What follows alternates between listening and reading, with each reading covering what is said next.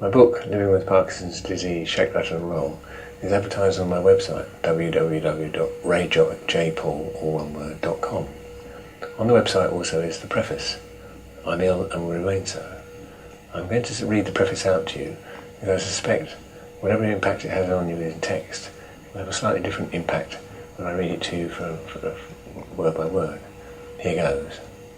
In July-August 2003, I wrote some text for myself, recalling the events surrounding my discovery that I had Parkinson's disease.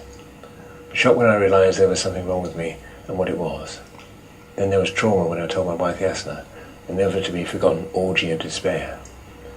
I showed the text to some friends and their universal response was that what I had written was very good and I should write the whole story. This is what this book attempts to do, an autobiographical account of me living with Parkinson's disease.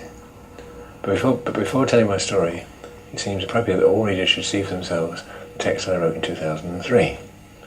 Then a similar judgment could be made as to whether you might want to read the book. So if you're browsing in a bookshop or library, or a friend's bookshelves, please do read the rest of this preface, and then buy the book, please.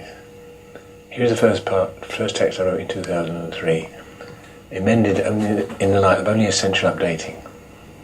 The 2003 text, there's something wrong. I did not know I was ill. It crept up on me. I was tired in the evenings and slept on vegetating in front of TV when I returned from work. But the job was demanding. I found physical effort more difficult, but I was out of condition. I had been diagnosed by a doctor as having had a funny turn the previous summer, and nothing more serious emerged as a diagnosis. But at my father's 80th birthday party, I knew something was wrong. The party was held one evening in the last week of December 1999 in the village hall in Tunstall, Suffolk, where my father then lived. It was very cold. I delivered a good punchy humorous speech, which whilst gently teasing him, allowed me to publicly acclaim him as a hero to me. I was shaking like a leaf. I explained to the assembled family and friends that I was shaking because the room was cold, but I knew that the temperature was only a minor factor.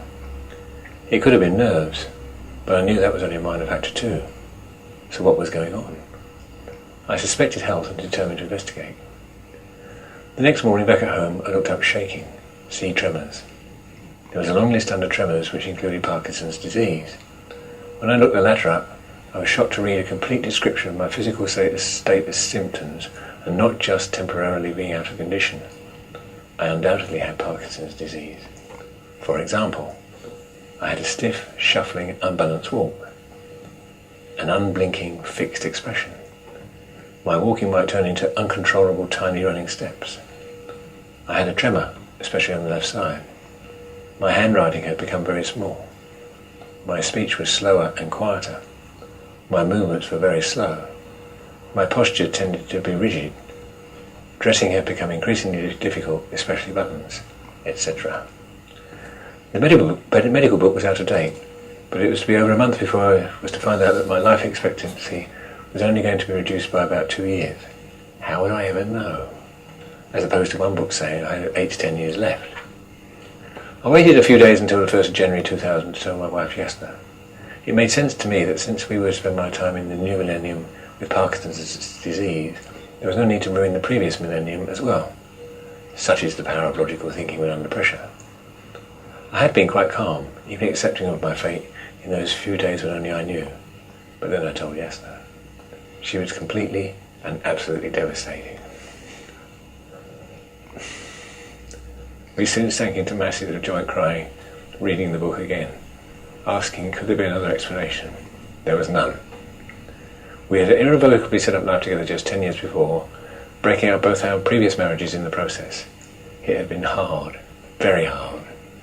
Of course finance had been a problem, but the emotional destruction was by far the biggest difficulty. We had managed to upset many friends and family, and of course children, parents and previous spouses were distraught. So were we. After 10 years, much of the emotional turmoil had settled down. Not forgotten, or forgiven though, and we had slowly become materially comfortable. We were looking forward to reaping 10 to 20 years on our investment in each other, and now this. How unfair. Why us? We didn't deserve this, and so on. We read more literature. We surfed the web, we discussed. I had Parkinson's disease, on that there was no doubt. We had no private medical insurance, but the opportunity arose to quickly get some. Yes, I had just changed jobs, moving to my department at Brunel University. She was being offered a history-free membership of a private medical insurance company for herself and her husband as a new member of the university. We jumped at the chance. Why did we bother? We paid out much more to the insurance company than they did, as annually they remorselessly increased the premiums and reduced the benefits. In the end, they paid nothing for me, not even my 2 visits each year to my consultant. We've withdrawn from private health insurance and are investing the money saved each month in savings in case of a future medical need. With the private insurance reassuringly in place, I went to see the family doctor. I remember offering her my view that I was ill, and I can either tell her what I thought I had, or, if she prefers, the symptoms. The previous doctor had made it clear that he made the diagnosis, not me. She asked me to tell her what I thought I had, and her face drained when I told her. A white-faced doctor was not comforting. She did a physical examination, which, while she observed she was not an expert, corroborated my view. We sat down to find an expert. She gave me a name and number of a professor who I phoned when I got home. He did not see private patients. But the secretary gave me the name of a colleague who did, which is how I had the amazing good luck to have Dr. Peter Bain, expert on Parkinson's disease, as my consultant. Within 24 hours I was seeing him and treatment started straight away. I had Parkinson's disease. I was 52 years old. I had recently been appointed Dean of the Faculty of Science at one of the UK's 130 plus higher education institutions, Brunel University. I was line manager to 5 departments and was doing quite well, as time would show. I had 2 wonderful grown-up children from my first marriage of 19 years. I had a fantastic wife of 10 years standing. We were not poor. We had much respect within and without the university. Life was steadily getting better. What on earth was Mr. Parkinson doing, showing up at the wrong party? I had done everything right, so why did it suddenly go wrong? All victims, I suspect, ask similar questions. Looking back, my diagnosis of Parkinson's disease and sharing this knowledge with Jasper reminds me of the first sighting of the alien in the film of that name, when the creature emerged emphatically and irrevocably from John Hurt's stomach. Parkinson's disease had been nurturing itself within me at the expense of my brain cells for some indeterminate time, and when it had matured enough, it revealed itself to me and those around me with devastating impact, never to go back on, since the cells are lost forever, an effect that would last for life and largely get worse.